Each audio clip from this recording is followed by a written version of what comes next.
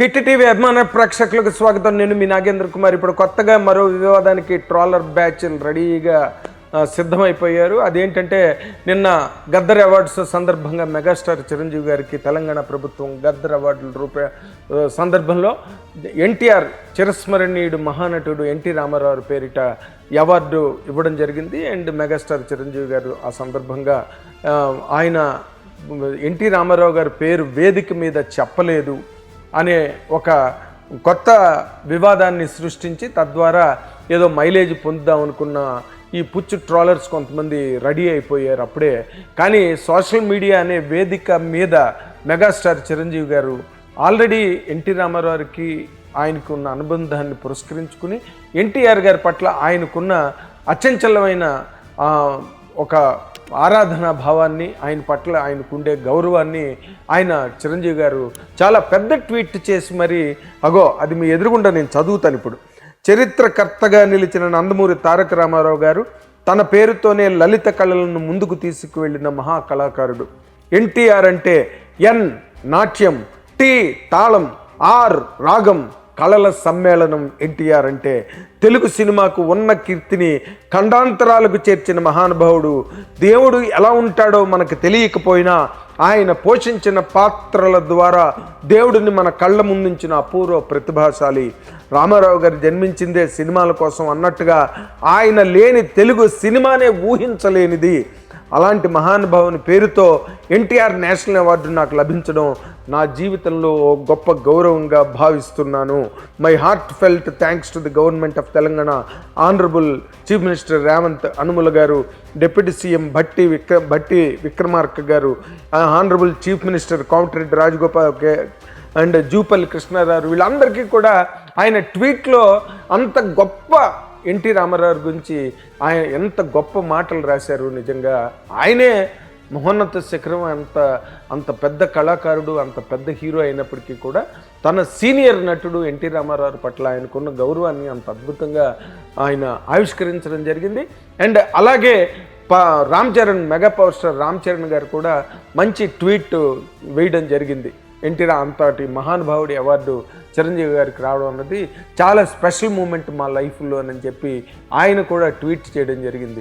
Stage మీద ఆ సందర్భంలో మాట్లాడుతున్న మాటల్లో కొన్ని మాటలు ఎక్కువగా డామినేట్ చేస్తాయి సభలో. ఎప్పుడైనా అవార్డులు అవతల ఆంధ్రప్రదేశ్ గవర్నమెంట్ ఇంకా అవార్డులు ప్రకటించకపోవడం, ఇక్కడ రేవంత్ రెడ్డి గారు కొంచెం స్పీడ్గా దాన్ని ముందుకు తీసుకెళ్ళి ఆ కార్యక్రమాన్ని విజయవంతంగా కళాకారులందరినీ గౌరవించే ఒక పండగని ఆయన ఆ వేదికని ఆ సందర్భాన్ని ఆయన క్రియేట్ చేసినందుకు మాట్లాడుతూ దానికి సంబంధించినట్టుగా మాట్లాడారు. ఎన్టీఆర్ అవార్డు పుచ్చుకున్నారు, ఓకే సంతోషం.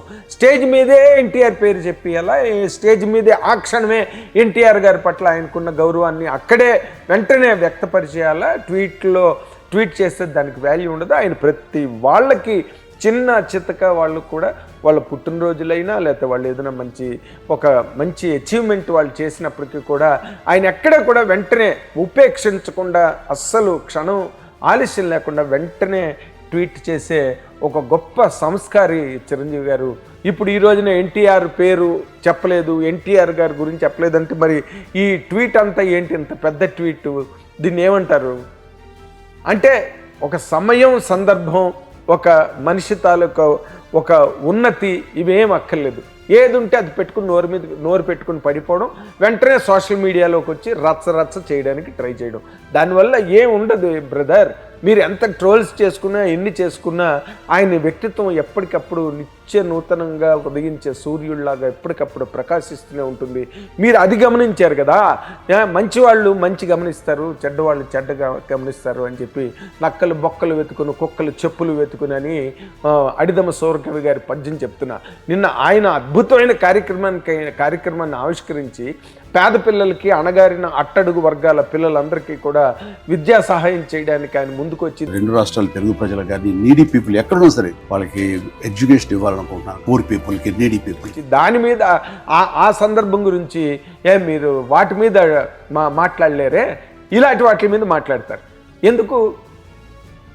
అసూయ, అక్కస, అసహనమా ఆయన పట్ల? లేకపోతే ఆయన్ని ఊరికే రచ్చకీడుద్దామనా? ఏముండదు. ఆయన ఎప్పటికప్పుడు అలా ఎదుగుతూ మీదకి తనని తానే దాటుకుంటూ వెళ్ళే ఒక ప్రక్రియలో ఎప్పుడు నిరంతరం అనుక్షణం ప్రతిక్షణం బతికే ఒక గొప్ప మానవతావాది, గొప్ప వ్యక్తిత్వం గల మనిషి చిరంజీవి గారు. అలాంటి వాళ్ళని ఇలాంటి పిచ్చి ట్రోలింగ్స్ చేసి ఇలాంటి పిచ్చి మాటలతో ఆయన్ని అప్రదిష్టకు గురి చేసేద్దాం, ఆయన మీద ఏదో అభాండం వేసేద్దాం అని అనవసరమైన వ్యర్థ ప్రయత్నాలు మానుకోండి. హిట్ టీవీ యాప్, ఇందులో short news, live news, entertainment shows, movies, digital magazines తో పాటు మీ జిల్లా వార్తలను కూడా ఫ్రీగా చూడొచ్చు.